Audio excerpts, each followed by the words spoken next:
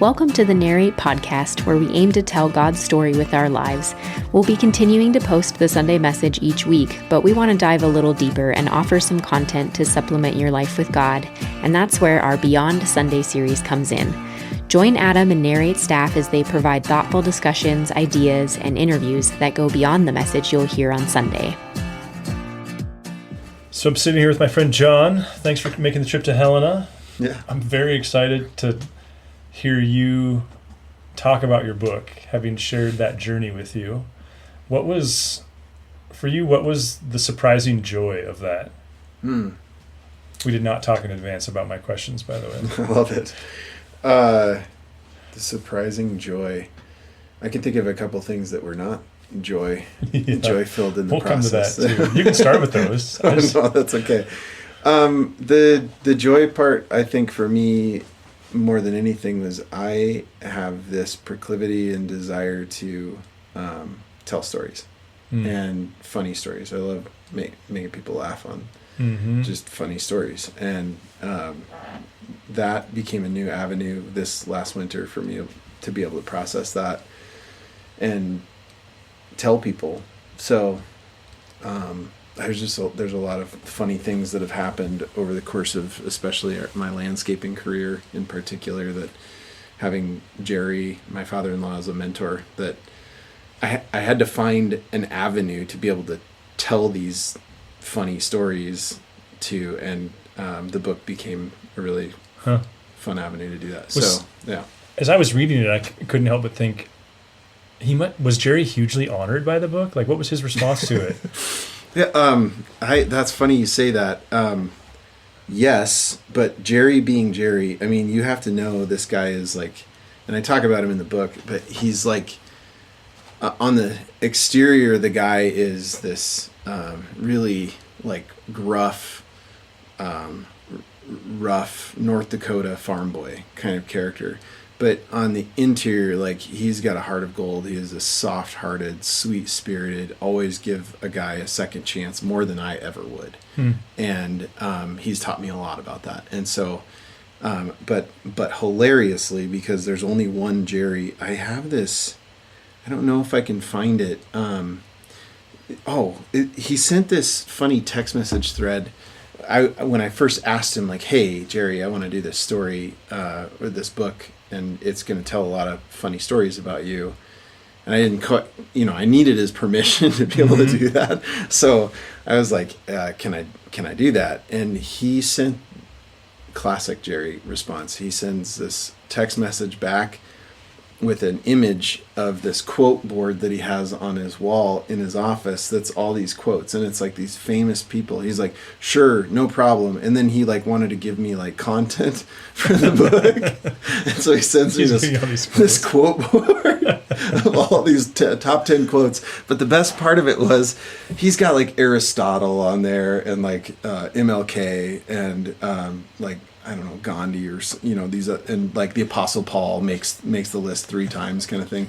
But then at the bottom is this quote from him that's like in 4 times the size of font compared to the rest of everybody else. And so I was like, I just sent back a response. I was like, that's interesting that you thought that your quote was worthy of a font size 4 times the size of MLK and Aristotle and the Apostle Paul. And he was like, I have to live with it every day. Like, just totally. What was the quote? I'd have to look it up. It was, it's actually, I gotta look it up. I think you can do this on your phone pretty fast now, where you have to like go look under. Oh shoot, I don't know where it is. It's funny because I can picture Jerry, because to me, he was always, I just knew church Jerry, who always had a collared shirt, and I want to say maybe even a tie. I don't know. Back in the Faith-y days, and and he was like the only human Gideon I knew. There it is. I found it. Okay, there. I mean, I'm not kidding. Like, look at the font size on that. Okay, so he says there is no. It's got to be at least 4 or 5 times the size of the other ones. I mean, and this is in the same context as like quotes like Aristotle, we are what we repeatedly do. Excellence, then, is not an act but a habit. It's a really good quote. Yeah. And then he says, Jerry Anderberg, there is no hope for a better yesterday, so spend today making sure you won't have to worry about that tomorrow.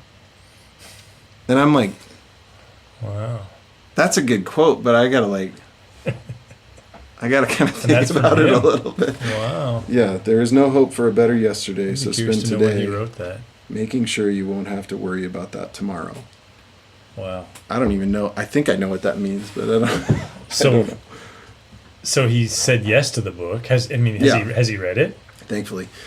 He says he has, but I think he's just scanned it really quick. Yeah. It's very funny.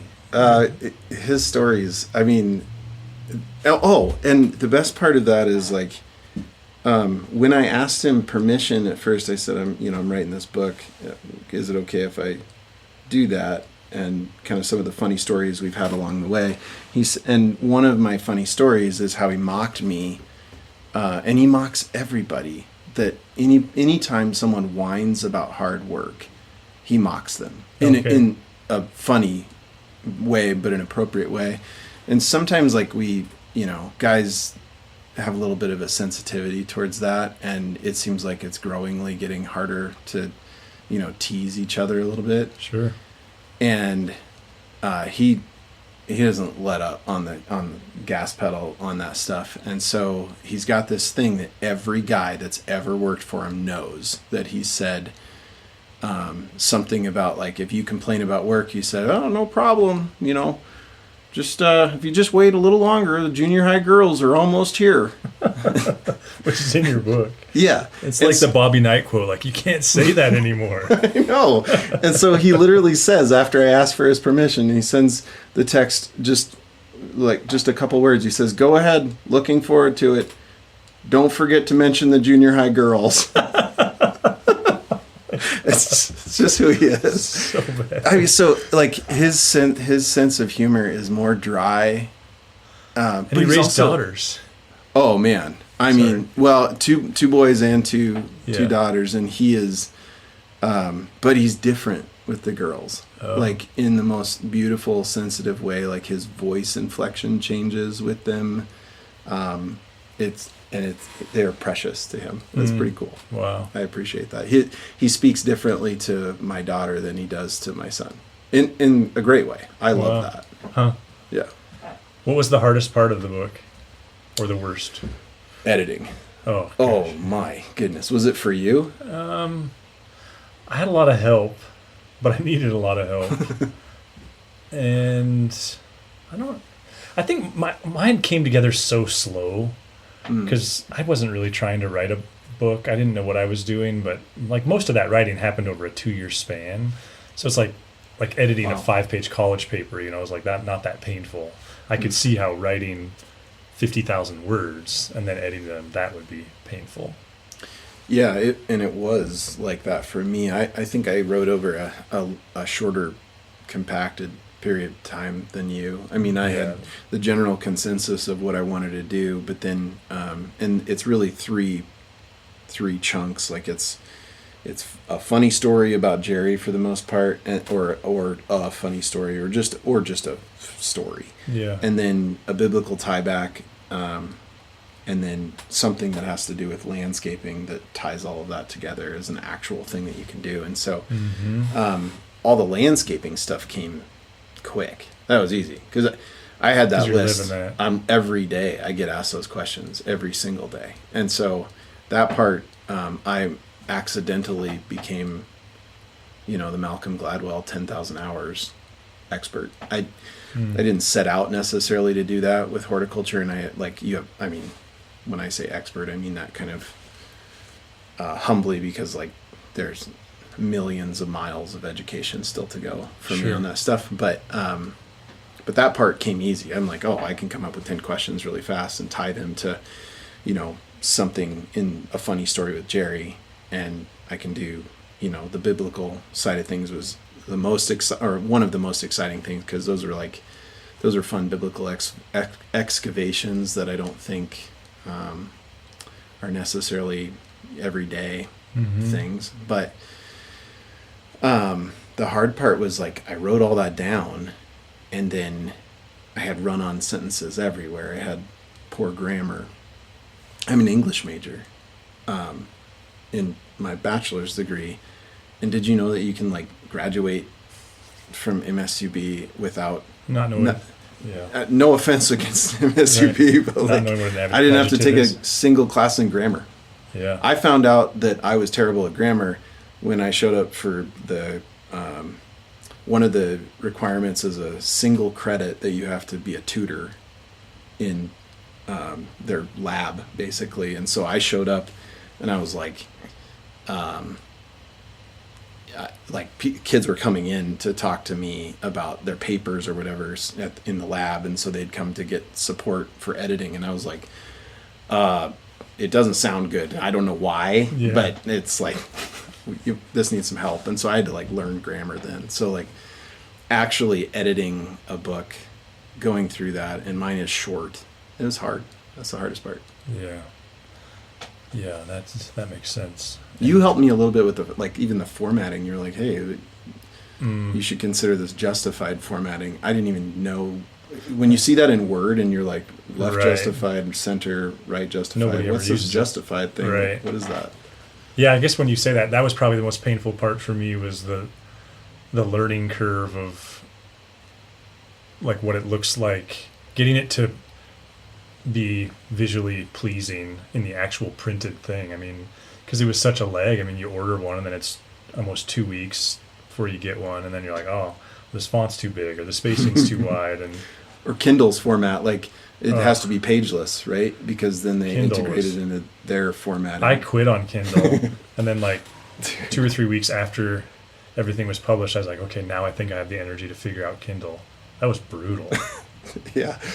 I thankfully picked a font that was like symbiotic with their formatting system that kind of worked, but every time I do an edit in the format that I had in the doc file, then converting it back over to the Kindle side was like pulling teeth. Yeah, you quickly gain a sense for why authors pay people to do that kind of work, because it was, I mean, I was surprised. I enjoyed it. The OCD part of me, you just kind of lock onto it and it's like, I got to finish, but it was a lot. In my mind, I've recorded your book as a lot, like I've likened it to Velvet Elvis, which I mean is a high compliment. Wow.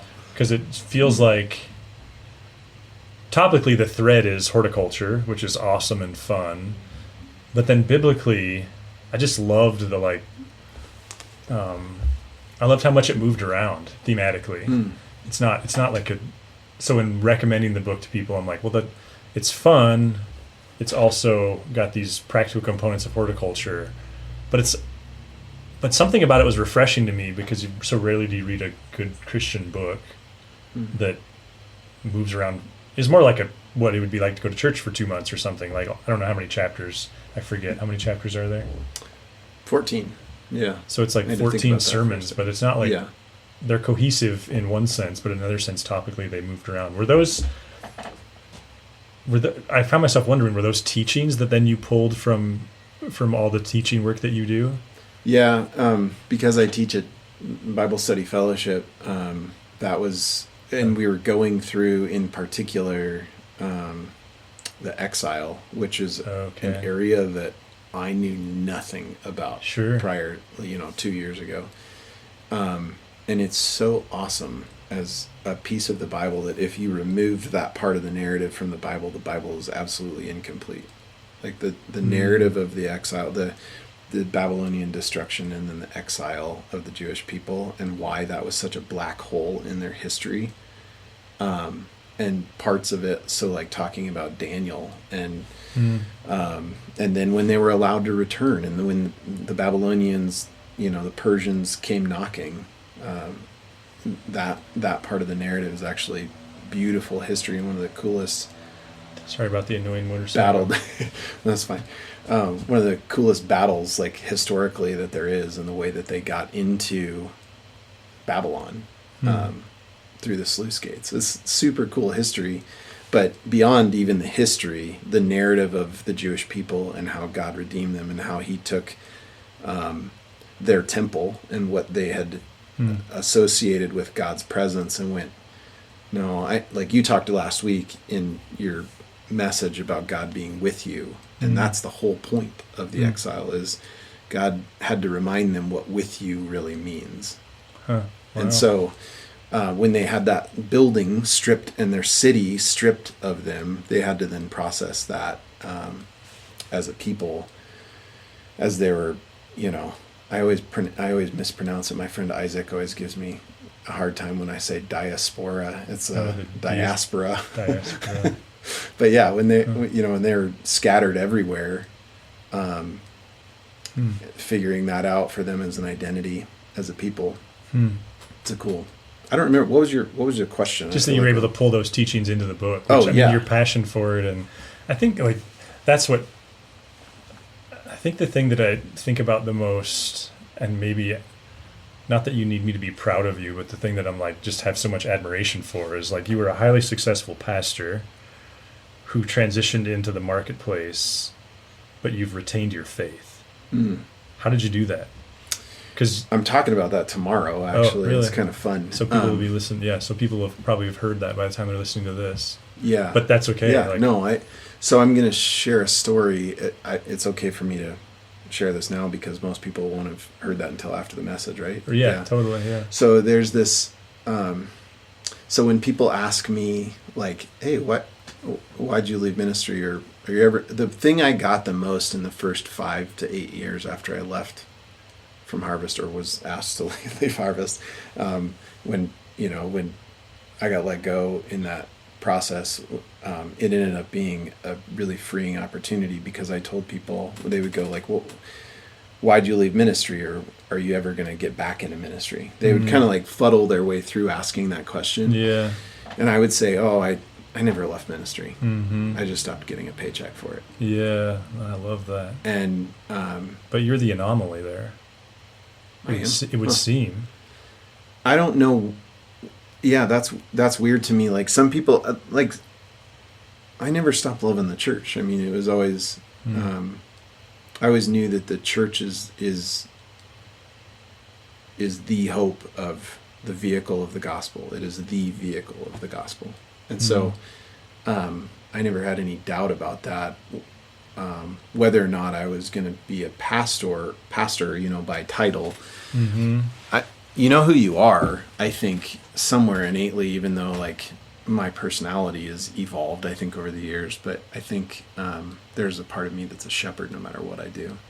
So that part of being a pastor, I do that in the landscape. I mean, we have endless beautiful opportunities with guys, especially young men who are learning leadership and are learning the value of hard work and learning, how to take care of their families. And then on the garden center side, because we've got landscaping and then we've also got the garden center, you've got this beautiful opportunity to teach people how to love others well in a customer service oriented role. That lends itself toward pastoral opportunities, so to speak. And I'm of the opinion that I think it's Peter that's talking about the holy priesthood, and that we're all part of that, even though I think that there is absolutely a role. And I think we're blessed when we follow our leaders, our biblical leaders or our church leaders. I really think that there's a space for that we ought to do. But I also think we're also all called on some level to be part of the priesthood. I think that's biblical. For sure, yeah. So I love your use of the word we, because I know you're referring to your wife.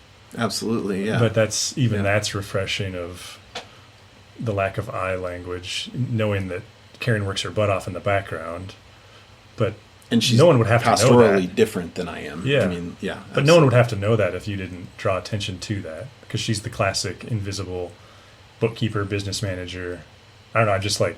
I love that you subconsciously are using the word we when you refer to your businesses, not I. That's very cool. Yeah. I mean, I think, there's no way I'd be doing this if it was just I. No, but there's not a still, chance. It's just refreshing, because it's good. And it's also funny. Instructional. It's also funny on the other side of that, because when we took over the landscaping business, and Jerry kind of told us that he was going to retire, and this would have been like just about a decade ago. I was working at Ultra Graphics, which was Alpha Graphics, and so I was a print sales rep. So I did that for 5.5 years, and I remember I kind of drug Karen down to California when I was a medical sales rep after youth ministry stuff at the church. About that. Did you do student ministry down in California too? No. Oh, you never worked for another church after Harvest? Oh, I was thinking you went and did student ministry down there. No, I think that's the normal route that guys do, is they find another church, right? Or, right. There's another opportunity. I think that's normal. It's I had this mimicry of what my brother was doing down in California as a medical sales rep for a mega company. I mean, like, Johnson & Johnson. So, like, he was a distributor, one of 50 in the entire nation. And just like raking in money, but just under a pressure cooker. Oh, man. And I saw him 1 week a year at the lake house, and it was a dream. And I'm like, well, this isn't bad. This seems pretty cool. And I didn't find out really until I got into it. He's like, John, that was one of 52 weeks a year. The other 51, like, I'm missing my kids' soccer games. I'm never home for dinner. I'm on call constantly. The doctors are, so it was a pressure cooker, is right. Like, it absolutely was. So that's what I went down to California and kind of drug Karen down to having some image of what I thought life was going to be like, doing that as an kind of an escape almost from the days of ministry. And I just had to get out of Billings after that. Like, I remember being in the grocery store, and it got announced that from Stage that I was no longer employed. They had made some budgetary decisions. They had a shortfall of a few $100,000, and so they had to do some layoffs. So it was fairly innocuous as the reason why I got let go, but that happened from the Stage. And so I remember a guy in the grocery store that I had never met in my life came up to me as we're passing carts, and he's like, "So what are you going to do now?" And I'm like, "Who are you? And how do you... I'm John. What's your name?" And it was like this moment that was very definitive for me, like, I need a new start. I need to get out of here. So I left to go to California, drug Karen down there, and then when we came back to Billings, then I kind of made a new decision where that led to a lot of bad things for us, like making forced decisions for our family without getting buy-in, and Karen being very much an active participant in our family. And a woman's intuition is better than a man's. 10 times out of 10, I think, on a lot of stuff. And so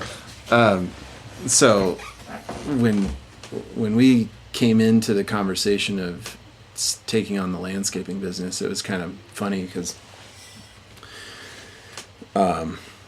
she didn't want to do that for a long time. And it was kind of floated out there a couple times as an idea, but we never really entertained it legitimately, because she didn't want that life. Her summers for a landscaping family are a catastrophe. I mean, and she watched all of her friends have great trips in the summer and adventures, and she was like stuck weeding and doing stuff like that. So she didn't think she liked it. And as we became adults, we kind of started to see that the actual life was a little more viable, and we could shift it in such a way in our home to make our home a place where that could be the vacation at home. So we bought a place with a pool, and it was a good adventure. But she was part of that decision. So that was what I was getting to, is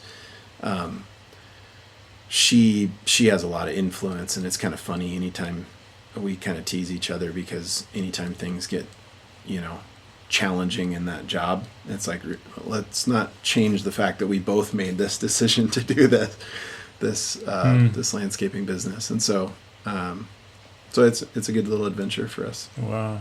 But it's ministry too. I mean, and it is ministry to our family. It's ministry to friends, it's ministry to our employees, it's ministry to our customers. So impressive, so fun. And I think that's why I love people hearing your story, is like the gather scatter thing. We arrive at it pretty genuinely, and even the more this is its own kind of teaser, but I'm really starting to gain an imagination for what would classically be called catechesis and confirmation. But realizing what's helping me gain a head of steam there is, like, I watched, people are going to get sick of hearing me tell this story because this is really formative for me. When Hannah did her ordination service, and there was far more people there, I forget the number, but it was way more people than we expected. And they were very moved at watching what was technically a pretty weird thing. And it occurred to me that... Was it weird? Why was it weird? You're just, you're watching someone... The authority of a bishop in that context is very clear. So you're watching... you lay on your face in front of the bishop when you get ordained. Oh, okay. So it's pretty intense versus what we experienced at Faith, and which was fine, right, within the evangelical church. But that was in this attempt to be informal, and I respect where that came from. We literally have a sheet that says "License to Preach." Exactly. Certificate. And the whole thing was kind of like, we're going to lay hands on you and pray, and then we're going to eat cake.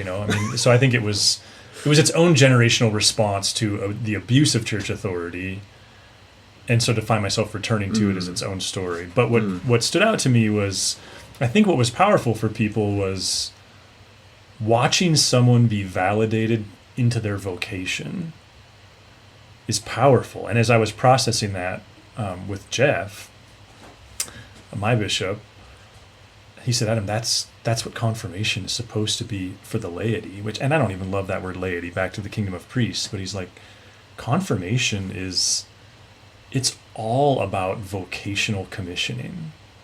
It's all about saying to someone, so here's the gifts that you have, now go use them in the everyday context. And I think that's part of me envies your story, that you're getting to live out faith in that kind of everyday context, but also have deep admiration for what you and Karen have been able to do after some hard things happened.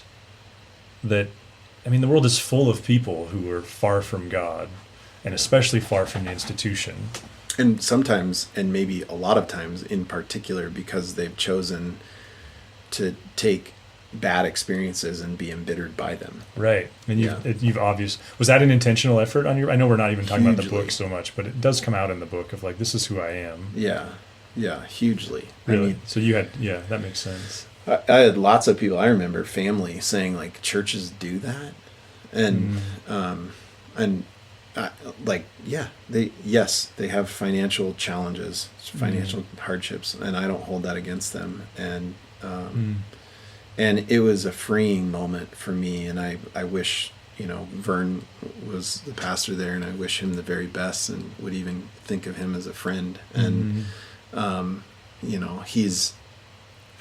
he has to be allowed the opportunity to pursue what he feels is a God-given design for a vision for the church, for the church that he was leading, not his, but the church that he was leading at the time. And so and I wish them all the very best, and there's part of me that will always have the DNA of a decade of being at Harvest, with you in that. And that was, there's some really... work for them at 18 years old. Yeah. That's wild. Yeah, I was thinking about that today, actually, as I was driving up. I was like, what was I thinking? Like, Jack, my son, is 1 year younger than I was when I took that job. And we were taking 25 kids to Tijuana. We had no business. I was 20 and you were 19. You had more business than I did. Oh, no. I remember I was like... fortunately we had Teresa with us, but literally 2 or 3 vans full of students at 21 and 20. I remember 3. We were caravanning across the border, and in Tijuana, all hell breaks loose. Yeah, we got lost on the road. And it's like, left, right, middle lane, left, right, left. And I remember... Oh, it's the worst. These hand-drawn maps. Terrifying. No GPS. There's no phones. No. My favorite memory is Greg Elliston, bless his heart. remember he would come over the radios when you pulled into the village, and I've told this story at church, people would be rolling their eyes, and he would say through the radio, "We're not playing Barbies anymore, boys." Do you remember that? I remember he would say, "Oh, it's getting a little Western here." That's right, yeah, that was the other one. Yeah, but anyway, I mean, so again, I think the book for me was super fun to see that all of these things that you experienced and that you and Karen experienced together,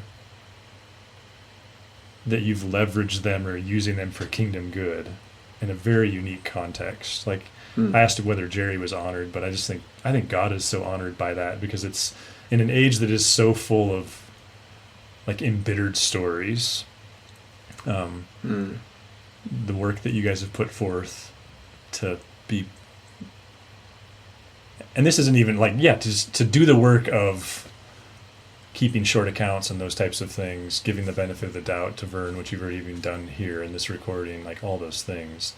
I'm not even trying to imply guilt one way or the other, but just to go like, it's hard. Yeah. And because it would seem on the surface like it'd be justifiable to like, and it helps to justify things, I guess, if things didn't go your way, or if you got in some way mistreated or whatever. I don't care, and I don't dwell on it. Yeah, that came out of which I'm sure you talked to the people that you lead about your relationship with Fred and all the influence that he's had over you. That came from Fred. Like, it just was second nature to me, and I'm so grateful for it. To coach you through that? Well, because we watched him when he was on staff with us, and he would share so many stories of like, guys, the number one thing that I watch when people's wheels fall off on their lives is unforgiveness and bitterness. And so I guess I just knew at that moment, I'm like, I'm not going to allow one person to leverage my life and anything that's happening to me, including chiefly me, to be embittered by stuff. Why would I be a victim of this? Like, well, that's a terrible way to live life. Man, it's just, because you are objectively superbly talented, and that comes out in the book. Like, you're a great Bible teacher, and you were when you were a pastor. So I think that's what was fun for me to go like, oh, you're still doing that. That's nice of you to say. You're doing that in this in Bible Study Fellowship, which we don't even have. I think we do actually have a men's version here, but there again, like, there's an example where you've found a way to love the church and be deeply connected to, I don't even really like the phrase parachurch, but no, in fact, BSF makes a strong, passionate focal point that you're not allowed to be in BSF unless you're first involved in the church. Yeah, it's a big thing. Cool. And they always want to make sure that they do a good job of blessing the local churches that we're a part of, that we meet in, and that we it's really a cool aspect. Like, you don't get to be in BSF leadership if you have to leave a volunteer position inside the church in order to do it. Like, it's just a non-option. They're like, go do that. That's more important. And that I thought that hierarchy thing that we kind of talked about when we were kind of at Harvest, where I remember first hearing it, there was this idea of like God, then your spouse, then your kids, then your job, and like at the very bottom, then your friends, or your family, and then your friends, and then at the very bottom was,